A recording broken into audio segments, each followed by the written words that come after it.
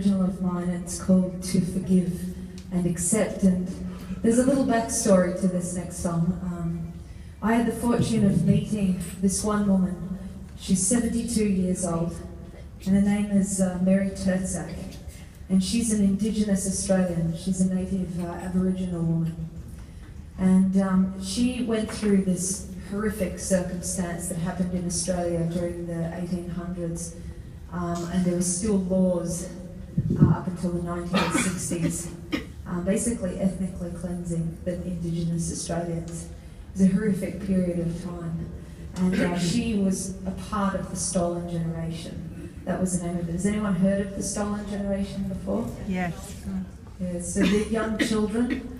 They're at the age, either by birth or by the age of 3, were taken away from their mothers, and or from both their parents, and they were basically put into housing, and the Christian missionaries were actually trying to convert them to a different religion. That's what they thought was good at the time, but obviously it wasn't.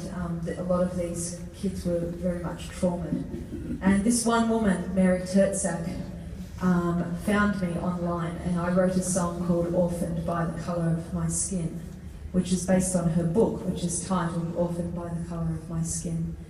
And she called me up and said, I'd love to meet you next time you're in Australia, because I'd like to tell you my story. So she told me her whole story of how she didn't meet her mum till 50 years on in her life.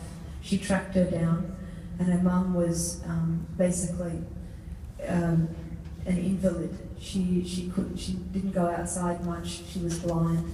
She was actually half Indian and half Aboriginal. And anyhow, it was a very, very touching story, because as a white Australian, you know, well, I personally feel a lot of guilt for what had happened, but it's always important to hear the backstories and to know that there are people that are still, that have gone through that and have moved on, and she doesn't blame anyone. So this next song is called To Forgive and Accept.